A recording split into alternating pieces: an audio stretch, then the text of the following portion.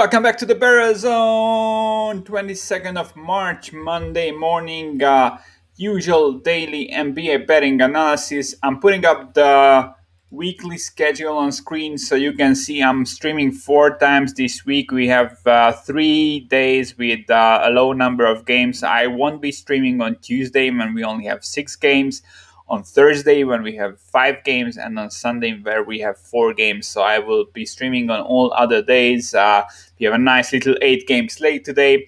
MLB starts next week. The plan is to stream all weekdays from that point. So I'll be streaming regardless of the number of NBA games or MLB games on these days. I'm putting up the odds screen and we will get right into it. So, as I said, we have an 8 game slate. I will try to speed up my process a bit. I will have to talk way more when MLB also comes in. So, I will try to keep these NBA breakdowns to like 20 minutes a day, regardless of the amount of games we have to break down.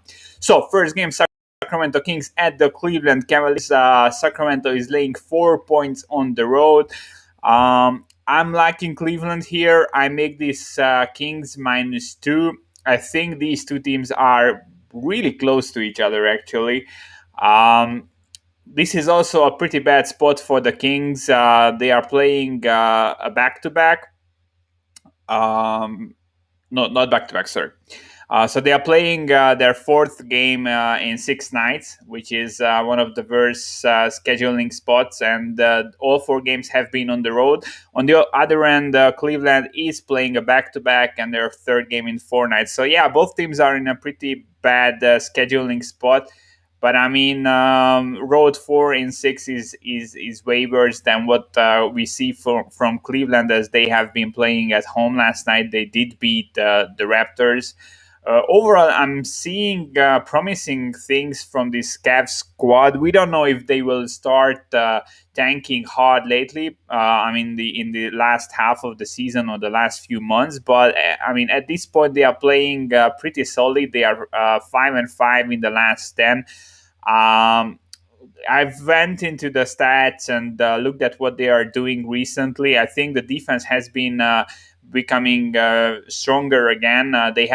They had like a 2-3 week slump in defensive production, but lately they have been again impressive. In the last 3 games, they faced the Raptors, the Spurs, and the Celtics, so not a super easy schedule, like especially compared to the Kings they are facing tonight. And they allowed a 51% effective field goal percentage against these 3 opponents. Their offensive rebounding, they are second in the league. It has been above 30% in the last 5 games. Free throw rate has been also up pretty consistently. They are averaging like they are in the 85 percentile in the last 3 games. So I think the fact that they are at home, getting points, and showing these pretty nice trends on the rebounding and free throw rate and the defensive front, I think that's enough for me to go with the home team here. Cleveland is also getting to the rim at the third highest rate in the league, and they are third in short mid-range shot rate also in the league. Kings defense grades 26th and 25th against these. Overall, obviously, the Kings are the better offense, but they're still great as the worst team in the league defensively. Bagley is out. As I said, fourth road game in 6 days. I make it 2. Market is at 4. I think this is as clear cut as you will ever see. OKC Thunder at the Minnesota Timberwolves. Spread is 2. Minnesota laying 2 points at home. I mean, Minnesota Timberwolves as favorites is a big no-no for me. They are 3-7 in the last 10. They have the worst record in the league, 10 wins and 32 losses. On the other end, they are on extra rest and at home, while the OKC Thunder is coming in on a back-to-back, and they also play their third game in 4 nights. Tons of injuries and questionables with OKC. We know that Hill and Beasley will both be out tonight. SGA and Horford are likely back, but I wouldn't be banking on this for sure. One thing you have to know that while the players for OKC are playing hard and they are playing better than we expected, the organization is doing everything they can to get losses. They want to tank. They want to get as many and as good draft picks as they can. So yeah, we will see spots where Horford is sitting on both ends of back to backs, and we will see SGA sit out games with some fake injuries. Overall, also OKC is just the 28th best offense in points per possession. Yes, their defense is borderline top 10, and Minnesota's offense is pretty bad. 26 in points per possession, 26 in effective field goal percentage, 24th in free throw rate. Not a lot of good can be said about Minnesota. But I don't want any piece of either sides here. Yeah, I'm kind of also expecting Edwards to regress a bit. Just a side note, everyone with Ball injured and likely out for the year, everyone is saying that Edwards is the front runner for the Rookie of the Year. I'm not sure.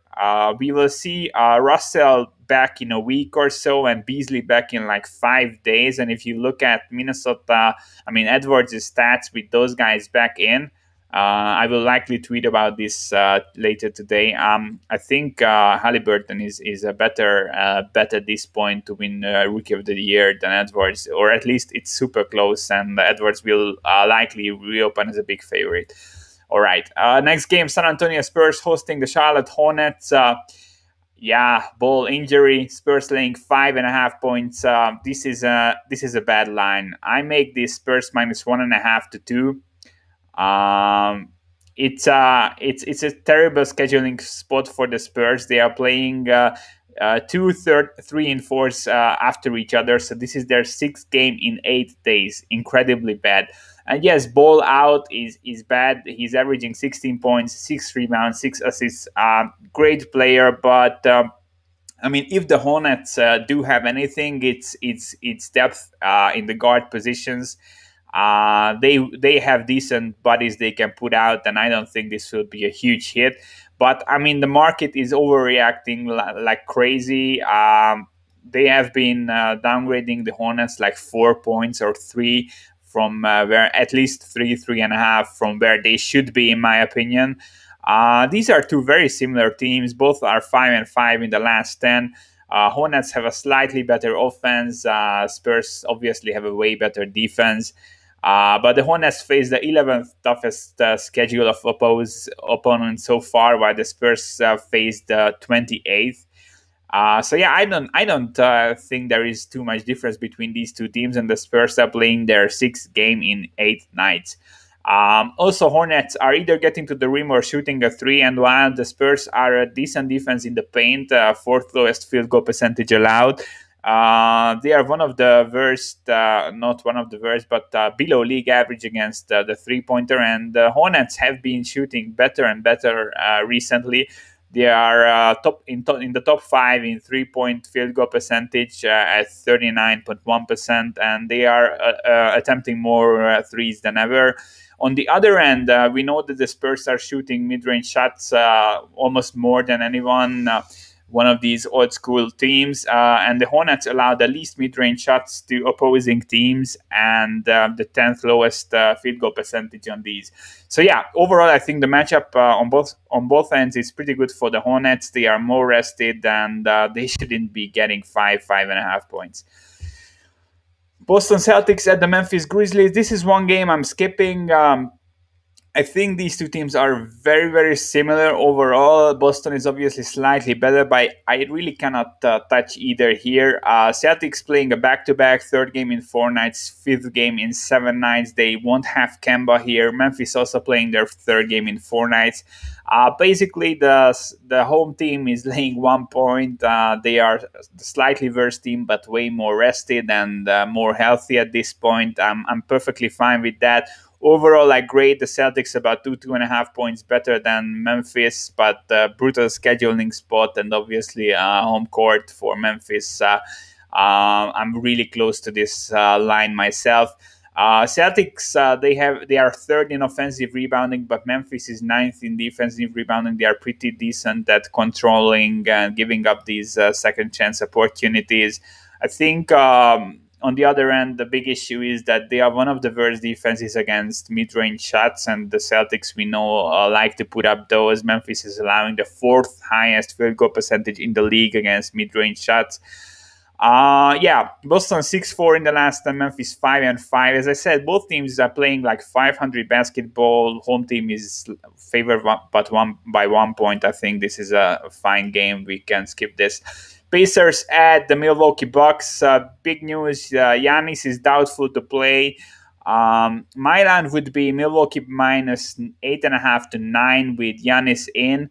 And now we are seeing 5.5s, some sixes on the board, on the books that do have the game up. Only soft book on the board right now we see is Bet365 at 5.5. I think 5 is a better line here. I could catch a 6 earlier. I think that's a bet with the Pacers. Yes, the Pacers are in a bad spot. They are playing their fourth game in 6 days. It's a back-to-back for them. It's a bad scheduling spot, but they won two straight games. They looked good in both games against the Miami Heat, who have been on a little bit of run lately. I kind of respect those results, and I think the Pacers will be a bit of a buy team for me in the next couple of weeks. And Giannis out is huge. He's almost like he has a 29.3 player efficiency rating, almost 4 points per 100 possessions, better than a league average player. Yes, the Bucks did win 6 straight, but I mean the level of competition was really low. They beat the Wizards twice. They beat the Knicks. They barely beat the Grizzlies by 1. They went to overtime with Philly that didn't have Embiid, and then they beat the Spurs in the last 6 games on this run. So yeah, I'm not extremely impressed. The Pacers are still a borderline top 10 defense. They are playing hard. They want to win. I think they will bank some W's. Bucks cannot lay 6 points with Giannis out. So if you can catch a 6, 5.5 is like a borderline play for me, but 6 would be a play. If you look around on softbooks, you will be able to find 6s if you are listening to this live or just a few hours after I recorded. Toronto Raptors at the Houston Rockets. This is the worst game of the day. Houston lost 20 straight. Toronto lost 8 straight. Both teams on back-to-backs. Third game in 4 nights. Fourth game in 6 nights for both squads.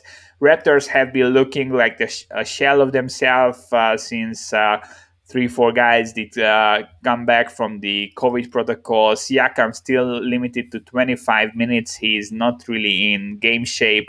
Defense did disappear. Raptors were one of the better defenses before this COVID thing hit them. They have been on a tier defensively, and now they grade as the 26th best defense in the last 2 weeks. Incredibly bad.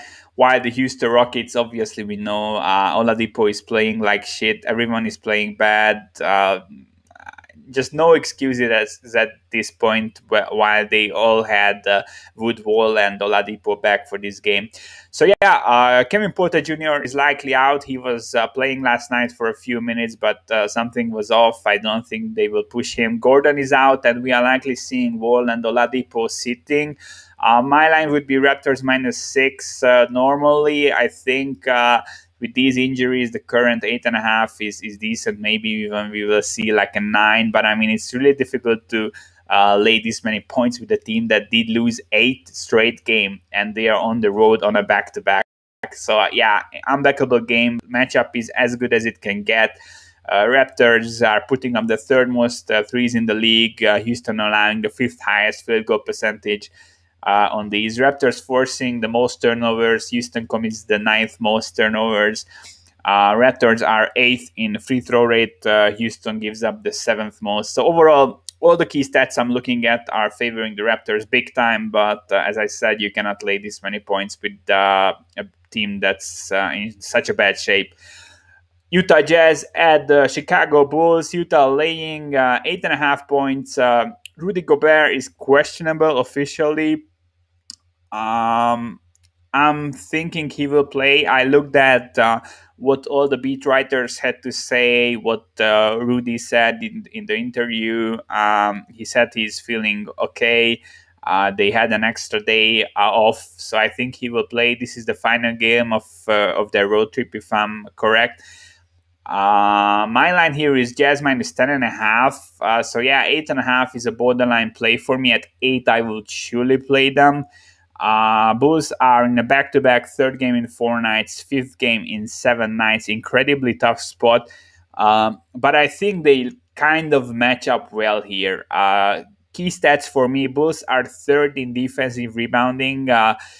Jazz are really building on the fact that they are able to get offensive rebounds against almost anyone. I think it will be a bit difficult for them here. Bulls are also one of the better 3-point defenses in the league. They are allowing the fifth lowest field goal percentage on threes. And the last thing is that they get to the rim at the ninth highest rate. And why the Jazz defense is amazing when it comes to their perimeter defense. They are just a bit above league average in the paint. So yeah, it's basically the weakest spot that you can attack them. With the strong rebounding and the good 3-point defense of the Bulls, I'm not running to the window to back the Jazz on the road, laying many points on the last game of their road trip. But even, I mean, everything I said kind of makes a case for the Bulls. But if you look at most of the stats look at the big picture, Jazz are just way better on both sides of the ball, and they are a much better team. And as I said, I make this 10.5. But I don't think the spot is that good. Pinnacle was at Utah -9 at Utah -9.5 before they pulled it after the Gobert news. I think we will see maybe a 9. That's fair. Not being sure that Rudy will play or not, but I'm staying away.